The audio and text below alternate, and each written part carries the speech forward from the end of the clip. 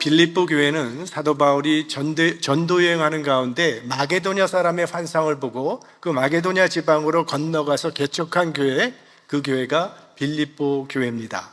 이 교회는 교인들이 그렇게 많이 모이는 대형 교회도 아니고 또 재정적으로도 그렇게 넉넉한 교회는 아니었지만 사도 바울의 일생에 가장 고마운 교회로서 마지막까지 그와 아름답고 좋은 관계를 나누던 교회였습니다. 그 이유는 그 교인들이 참 순수했고 겸손했습니다. 특별히 생활이 어려운 선교사 바울을 위하여 그의 선교 사역에 물질로 끝까지 후원해준 그런 교회가 이 빌립보 교회였기 때문입니다. 자, 이 빌립보서는 사도 바울이 감옥에서 쓴 옥중 서신이 되는데 이 편지를 바울이 쓰게 된 동기가 있습니다. 사도 바울이 감옥에 갇혔다는 소식을 빌립보 교인들이 듣고 그걸 참 안타깝게 생각하면서 어떻게 하든지 바울 선생을 좀 위로하고 싶어서 위로금을 모아서 에바브로디도라고 하는 교인을 통해서 바울에게 전달을 했습니다. 이런 빌립보 교인들의 마음에 감동을 한 사도 바울이 그들의 사랑이 고마워서 감사의 편지를 썼는데 그 서신이 바로 이 빌립보서입니다. 바울이 빌립보서를 통해서 강조하고자 하는 가장 큰 주제는 예수 그리스도로 말미암는 기쁨입니다. 다시 말하면 그리스도인의 행복한 생활에 대해서 말해주는 서신입니다. 그래서 빌립보서에는 기뻐한다라는 말이 여러 번 반복되어 나옵니다. 오늘 본문도 기뻐한다는 말로 시작을 합니다. 내가 주 안에서 크게 기뻐함은 너희가 나를 생각하던 것이 이제 다시 싹이 남이니 너희가 또한 이를 위하여 생각은 하였으나 기회가 없었느니라. 내가 주 안에서 크게 기뻐함은 이란 말을 한 신학자는 이렇게 번역을 했습니다. 내가 주 안에서 가지고 있는 그 기쁨이 얼마나 큰지 이루 말할 수가 없습니다. 자, 이 말씀대로 바울은 일생 기뻐하며 행복하게 살아간 사람입니다. 인간은 누구나 행복하게 살기를 원하고 또 그럴 권리가 하나님으로부터 주어졌습니다. 선진국이라고 하는 나라는 결국은 인간이 행복하게 살 수 있는 사회 제도를 갖춘 나라라고 할 수 있습니다. 지금 문명은 고도로 발달했습니다. 근데 사실 모든 문명의 기구들은 더 행복한 삶을 살게 하는 도구에 지나지 않습니다. 사실 이런 것들은 인간의 생활을 과거보다 더 편리하게 또 편안하게 행복하게 만들었다고 생각을 합니다. 근데 문제는 그러한 문명 속에 살고 있는 사람들이 자신이 행복하다고 느껴야 하는데 오히려 과거보다 더 불행하다고 느끼고 있다는 데 있습니다. 자, 우리 자신을 한번 생각해 보십시오. 지금 우리들이 매일 먹고 있는 그 음식은요, 옛날 임금님들도 먹어보지 못했던 좋은 음식들을 우리가 지금 먹고 있는 것입니다. 땅과 바다에서 나는 좋은 음식은 다 갖다 먹고 있고 종류도 다양해서 세계 모든 나라의 음식을 이곳에서 다 먹을 수가 있습니다. 또 우리가 누리고 있는 문명은 과거 어느 때보다도 잘 되어 있습니다. 여러분, 그리 멀지 않은 과거에 추운 겨울이 되면 매일 연탄불을 갈아넣었을 때도 있었어요. 그래서 연탄가스 중독 사고도 빈번했던 것을 우린 기억하고 있습니다. 지금은 춥거나 덥거나 버튼 하나로 다 해결을 합니다. 밖에 날씨가 어떻든지 내 몸에 알맞는 온도를 맞춰놓고 편안하게 지낼 수가 있어요. 또 이전에는 감히 찾아가 볼 생각도 못했던 곳인데 지금은 비행기로 편하게 하루만 갈 수 있는 그런 생활이 되었습니다. 뭐 직접 가고 싶지 않으면 방에서 인터넷으로 세계를 다 돌아다닐 수도 있습니다. 자, 이런 모든 것들이 주어졌다 할지라도 자유가 구속당한다면 소용이 없을 텐데 우리가 살고 있는 이 나라는 인간의 자유를 가장 잘 보장해주는 나라 중에 하나입니다. 자, 이렇게 우리가 좋은 것을 가장 많이 누리고 있는데 그러면 여러분, 난 참 행복하다 라는 고백이 나오십니까? 행복한 조건을 이렇게 많이 가지고 살고 있는데도 왜 우리는 행복을 느끼지 못하는 것일까요? 어쩌면 우리가 경쟁의 노예가 되어 있기 때문일지도 모릅니다. 우리는 항상 내가 가진 것과 남이 가진 것을 비교하면서 살아가고 있는데 나보다 적게 가진 사람과 비교하기보다는 늘 나보다 많이 가진 사람과 비교하기 때문에 불행한 마음이 생기는 것이죠. 만약 우리가 그런 기준으로 이 세상을 살아간다면 우리는 하루도 행복할 수 없습니다. 왜? 내가 아무리 많이 가지고 있다 할지라도 나보다 더 많이 가진 사람은 있게 마련이니까. 내가 아무리 많은 지식을 갖고 있다 할지라도 나보다 더 많은 지식을 갖고 있는 사람은 있기 때문에, 그러니까 이 경쟁하는 삶은 지치고 피곤하고 불행한 삶이 됩니다. 자, 그러면 바울은 어떻게 행복한 삶을 살 수 있었을까요? 그 행복의 비결이 오늘 본문에 소개되어 나옵니다. 먼저 우리가 바울이 처해 있는 여건을 살펴볼 필요가 있습니다.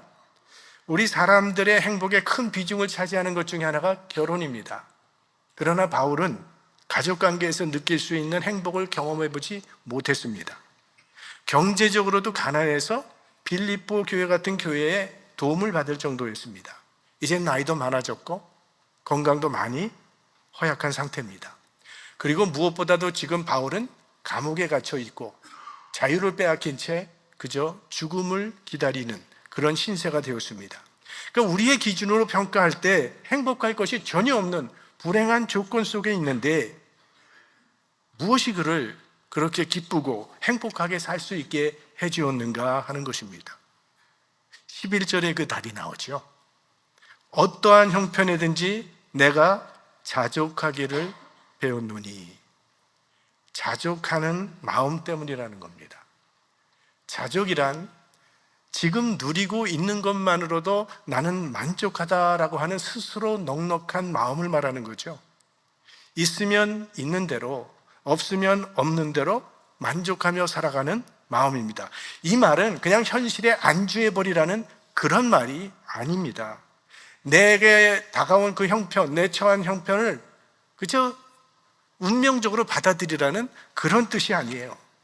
사도 바울이 말하고 있는 이 자족이라고 하는 것은 어떤 형편에서든지 그 속에서 하나님의 은혜를 발견하며 감사하는 마음을 말하는 것입니다.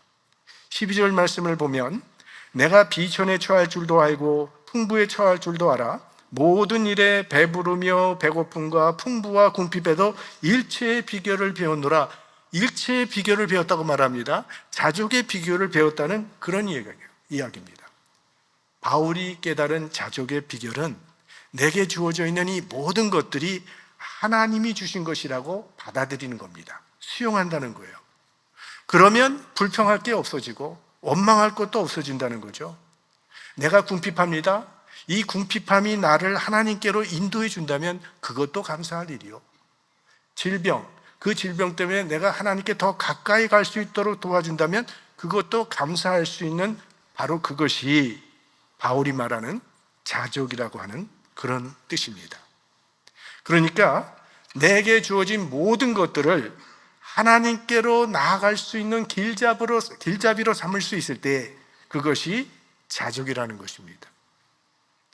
그런 마음을 갖게 되면 인생을 대하는 태도가 달라질 수밖에 없습니다. 우리는 이 땅을 살아가면서 실패를 경험할 때도 있고 고난을 경험할 때도 있습니다. 그럴 때 우리는 이런 어려움이 빨리 지나가 버리면 좋겠다라는 마음을 갖게 돼요. 또 하나님 왜 이런 아픔을 나에게 주십니까? 라는 질문을 하는데 이 왜라는 질문에는 답이 없는 때가 많다는 겁니다. 그러니까 그러기보다는 하나님은 이 일을 통해서 내게 무슨 은혜를 주시려는가를 묻는 것이 바울의 태도입니다. 자, 바울에게는 육체의 가시가 그를 괴롭히고 있었다고 했습니다. 그래서 이 가시를 뽑아달라고 하나님께 간절히 기도를 했습니다. 그러나 하나님은 그 가시를 제거해 주지 않으셨습니다. 그런데 바울은 그 가시 속에 있는 하나님의 은혜를 발견하게 됩니다. 이것은 나로 하여금 교만하지 않고 겸손하게 살게 하는 하나님의 은혜요. 또 이것은 나의 약함을 통해서 하나님의 능력이 온전해지는 은혜, 그 은혜를 깨닫게 되죠. 그래서 하나님의 은혜가 내게 족하다고 고백할 수 있었던 것입니다. 내게 주어진 모든 것들을 하나님께로 나아가는 통로로 삼을 줄 아는 마음, 그것이 바울이 깨달은 자족의 비결입니다. 행복은 바로 그런 마음의 태도에 달려 있습니다.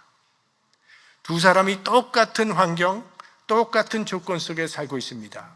교육의 환경도 똑같고 건강도 비슷하고 가정 환경도 다 대동소이한 그런 삶을 살아가고 있는데 그 중에 한 사람은 행복하게 살아가고 또 한 사람은 불행하게 살아갑니다. 무엇이 문제입니까? 마음의 자세죠. 마음의 자세에 따라 같은 일이 행복으로 다가올 수도 있고 불행으로 다가올 수도 있다는 겁니다. 한 미국 대통령의 고백이 있습니다. 기자가 그에게 물었어요. 당신 생애에 가장 행복했던 날은 언제입니까? 두 날이 있었다고 했습니다. 하루는 내가 백악관에 들어가는 날이 가장 행복했고 다른 하나는 나오는 날이 가장 행복했다고 그렇게 대답했어요. 백악관에 들어가는 날이 가장 행복했다고 하는 고백은 성공이 행복이라고 생각했다는 뜻이고 나오는 날이 가장 행복했다는 것은 거기에도 진정한 행복은 없었다는 말이 아니겠습니까? 제가 예배 들어오기 전에 지금 올림픽 메달 순위를 봤어요. 일부 예배 때는 대한민국이 3위였습니다. 미국이 4위였고. 근데 지금 보니까 대한민국이 2위가 됐어요. 미국이 6위예요. 그러니까 물론 이제 한국에서 메달 평가하는 기준이 다르죠. 우리는 금메달이 3개, 미국은 금메달이 하나이기 때문에 이제 그런 순위가 되었는데 하여간 대한민국이 미국보다 더 위에 있고 지금 대한민국이 얼마나 살기 좋게 되었습니까? 내가 왜 이민을 와서 이런 고생을 할까? 한국에 살았다면 훨씬 좋았을 텐데 이렇게 후회하는 사람이 있을 수도 있습니다. 미국에 이민 와서 죽어라 일을 해도 페이먼트 하고 나면 남는 게 없다는 거죠. 내가 한국에 갖고 있던 그 집, 땅 팔지 않았다면 아주 큰 부자가 될 수 있었을 텐데라고 후회하는데요. 그런 사람은 자기가 자신을 불행하게 만드는 겁니다. 이미 나와 거리가 멀어진 다른 여건을 생각하면서 현재 나를 불행하게 만드는 것처럼 어리석은 일은 없어요.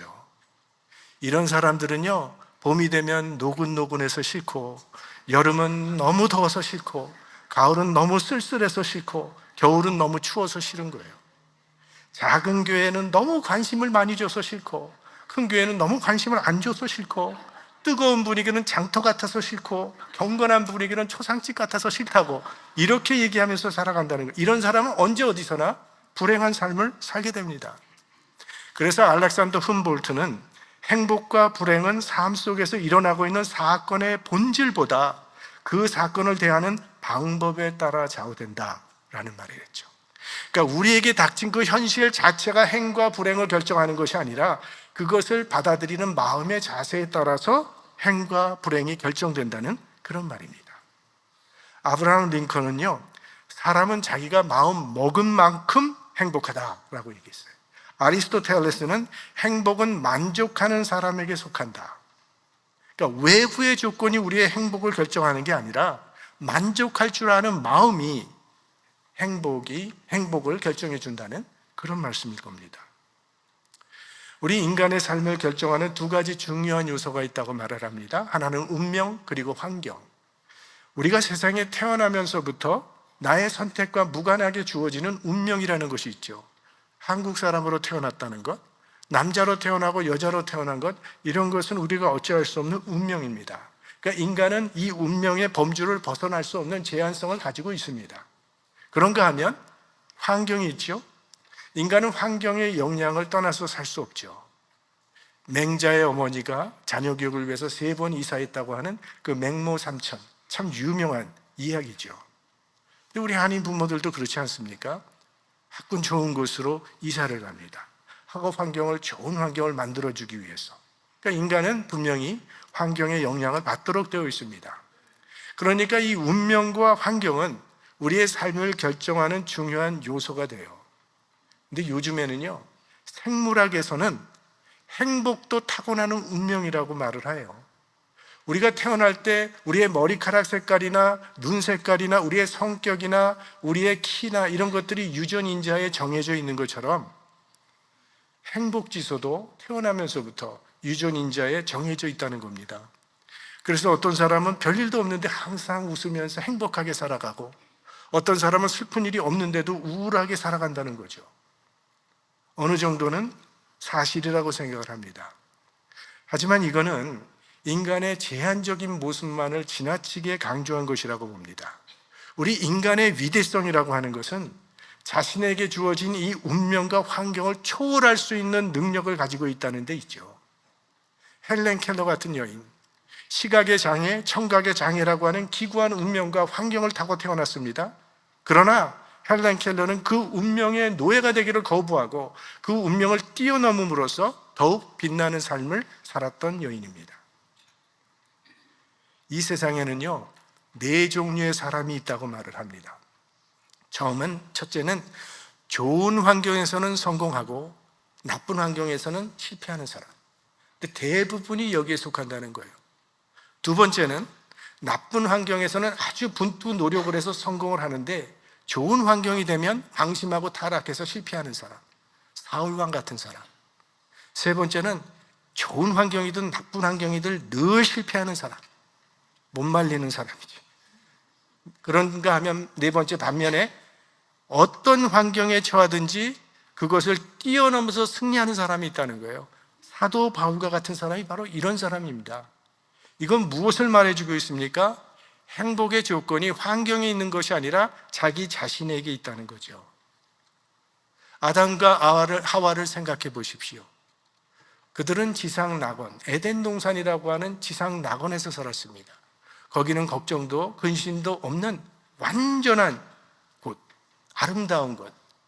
그러나 그 에덴 동산에서 살고 있는 아담과 하와라는 인간이 복되지 못했기 때문에, 복된 사람이 되지 못했기 때문에 결국 신락원하고 말았습니다. 한편 아브라함의 삶은 정말 고달픈 삶이었습니다.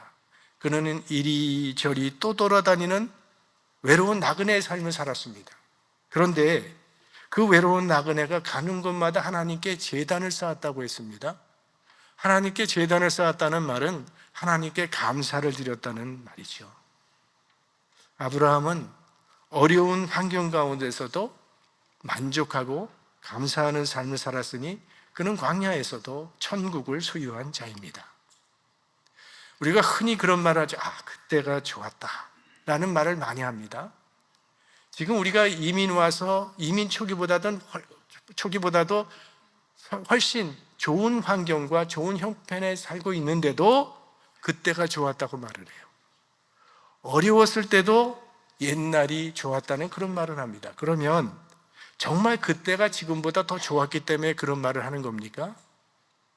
과거는 미화하는 경향이 있습니다. 다 지나갔기 때문에 좋았다고 생각하는 거예요. 그렇다면 지금 이 생활도 지나가면 좋은 것이 될 수 있다는 거죠. 과거를 그리워하면요, 현재는 불행해집니다.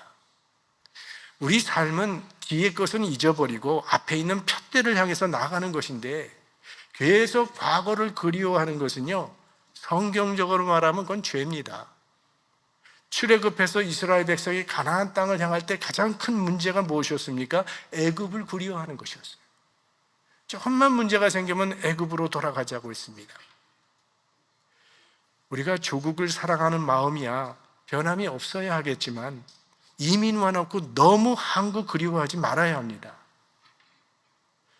저는 지금 우리 교회가 담임 목회로는 두 번째 목회지입니다.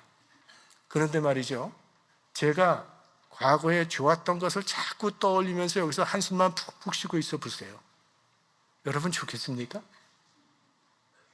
여러분도 마찬가지입니다. 여러분이 과거에 어디서 어떻게 신앙생활을 해왔던 여기에 오셨으면 이제는 풀러턴 장로교회를 사랑하세요. 그리고 여기서 가장 아름다운 추억과 소중한 만남을 이루 가셔야 합니다. 지금 내가 가지고 있는 것에서 행복을 찾지 못하면요, 영원히 찾지 못하는 겁니다.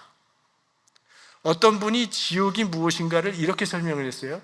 지금과 다른 상황에 내가 있었으면 하는 그 마음 상태, 그게 지옥이라고 말을 했어요. 지금보다 좀 다른 직업, 지금과 다른 환경, 이렇게 지금의 상황에 대한 이 불만, 원망, 이것이 우리 삶을 지옥으로 만든다는 거죠. 나는 지금 행복하지 않다고 생각하시는 분들은요, 제가 간단한 치료 방법을 드릴게요. 앞으로 일주일만 굶어보세요. 먹을 수 있다는 것이 얼마나 행복한지 절실히 느끼게 될 겁니다. 오늘 밤 하루만 잠자지 마세요. 마음대로 잠잘 수 있다는 것이 얼마나 큰 행복인지 알게 될 겁니다. 마테롤 링크라는 작가가 쓴 파랑새라고 하는 작품을 많은 분들이 기억하고 계실 겁니다. 파랑새를 잡으면 행복해진다. 그래서 행복의 파랑새를 찾아서 남매가 여행을 떠나게 되죠. 과거의 나라를 가서 거기서 파랑새를 찾아봤는데 과거의 나라에는 파랑새가 없었습니다. 그 다음에는 미래의 나라에 가서 또 파랑새를 찾아보는데 아무리 찾아도 거기에도 파랑새는 찾아지지 않았습니다. 세상 끝까지 다 찾아봤지만 결국 파랑새는 찾지 못했어요. 그래서 허탈한 마음으로 집에 돌아왔는데, 집에 돌아와 보니까 그들이 그렇게 찾던 행복의 파랑새가 자기 집 처마 밑에 살고 있었다는 이야기죠. 우리는 행복의 조건을 이미 자기 안에 갖고 있다는 거예요. 예수님께서 말씀하시기를 하나님의 나라는 너희 안에 있느니라고 하셨어요. 그리고 하나님께서 모세를 부르실 때 하신 말씀이 네 손에 있는 것이 무엇이냐? 모세가 가로되 지팡이니이다. 모세가 그때 가지고 있던 소유라고는 양떼 칠 때 썼던 나무 지팡이 하나밖에 없었습니다. 그런데 그 지팡이로 홍해를 가르고 그 지팡이로 반석에서 물이 나오게 하는 놀라운 하나님의 역사를 이루었던 거죠. 지금 내 손에 있는 그것이 소중한 것임을 우리는 알아야 합니다. 여러분 생각해 보세요. 우리가 얼마나 소중한 것을 많이 하나님으로부터 받았는지. 젊다는 것, 아프지 않고 건강하다는 것, 이게 얼마나 소중한 것입니까? 내가 젊고 건강하다는 것 이 하나만 가지고도요 평생 감사하며 기쁘며 행복하게 살아갈 수 있습니다. 그런데 아쉽게도 젊은이들은 자신이 가지고 있는 이 건강과 자신이 가지고 있는 이 젊음이 얼마나 가치 있다는 것을 잘 모른다는 거예요. 지금 내가 가지고 있는 것들을 소중히 여기는 것에서부터 행복은 시작됩니다. 하나님께서 내게 건강을 주셔서 오늘 주님 전에 나와서 내가 예배를 드릴 수 있다는 것, 나를 이해해주고 감싸주고 사랑해주는 가정이 있다는 것, 내가 아직은 무엇인가를 할 수 있는 시간이 현재로 주어져 있다는 이 모든 것은 하나님의 은혜입니다. 하나님께서 지금 내 현실 속에 허락해 주신 그것들을, 그 소중한 것들에 대해서 우리들의 시야를 넓혀가야 된다는 거예요. 그것이 행복의 비결이라고 바울은 이야기하고 있습니다. 만일 당신 생명이 하루밖에 남지 않았다고 사형 선고를 받았는데 누가 나에게 10년이라고 하는 삶을 연장시켜 준다면 나는 천하를 얻은 것보다 더 기뻐하며 행복해할 것입니다. 죄로 인해 멸망당해야 할 우리를 위해 예수님께서 십자가에 죽으시고 우리에게 영생을 약속해 주셨습니다. 얼마나 큰 은혜입니까? 이 사실만 확실히 믿을 수 있어도 우리는 행복한 삶을 살아갈 수 있을 겁니다. 신명기 33장 29절 말씀, 이스라엘이여 너는 행복한 자로다. 여호와의 구원을 너같이 얻은 백성이 누구냐? 사도 바울은 일반적으로 말하는 행복의 조건들은 하나도 없었지만 영원한 것으로 행복을 선택했기 때문에 지금 감옥에서도 나는 기뻐한다고 말하고 있는 것입니다. 결국 행복은요, 자기 선택에 달렸습니다. 늘 밝은 해를 바라보며 소망 가운데 살아가는 사람이 있는가 하면 늘 해를 등지고 그림자만 바라보고 우울하게 살아가는 사람도 있습니다. 바울은 감옥에 가두면 그는 그 감옥을 기도하는 골방으로 만들었어요. 또 그 감옥을 하나님의 진리가 담겨있는 옥중서신을 기록하는 서재로 삼았다는 겁니다. 어떻게 바울은 그렇게 할 수 있었는가? 바울이 그렇게 할 수 있었던 이유가 13절 말씀에 나옵니다. 우리 다 같이 보겠습니다. 내게 능력 주시는 자 안에서 내가 모든 것을 할 수 있느니라. 바울이 감옥에서도 기뻐할 수 있었던 것은요, 자족할 수 있었던 것은 그가 남달리 의지가 강해서도 아니고 그가 자기 수양을 많이 해서도 아니라 예수 그리스도 안에 갖고 있는 그의 신앙의 힘 때문이었다는 겁니다. 여기 모든 것을 할 수 있다라는 말을 우리가 많이 들었죠.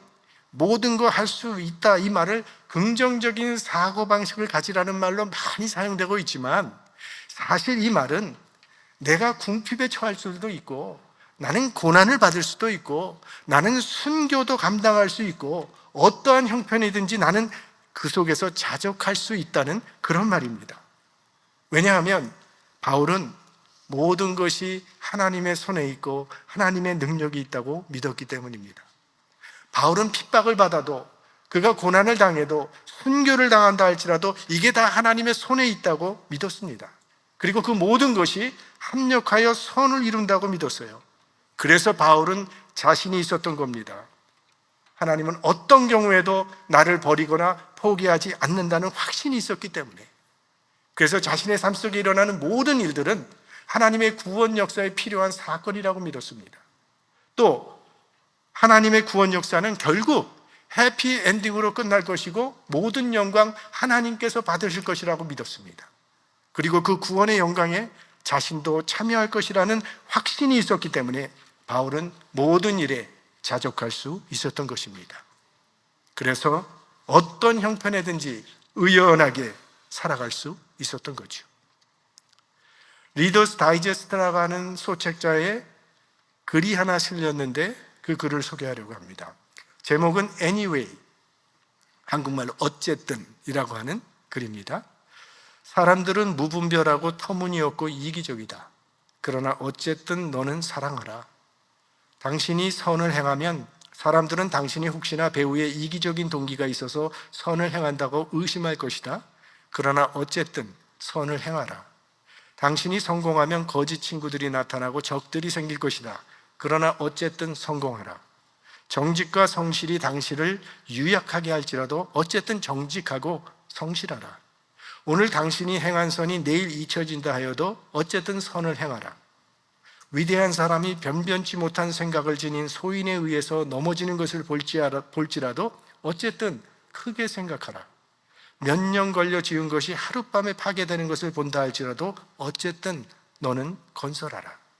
당신이 가진 것 중에서 최상의 것을 이 세상에 주어라. 지금 우리는 급변하는 시대를 살아가고 있습니다. 하지만 우리 하나님의 백성은 그런 세상에 맞물려 살아가지도 말 것이고 주변 환경에 좌우되지도 말아야 할 것입니다. 어쨌든 바울처럼 모든 상황 속에서 의연하게 하나님 백성이 가야 할 길을 가야 할 것입니다. 여러분이 어떠한 형편에 있든지 그 속에서 하나님의 은혜를 발견할 수 있는 영적인 능력이 여러분의 삶 가운데 주어지기를 주님의 이름으로 축원합니다. 성령의 능력으로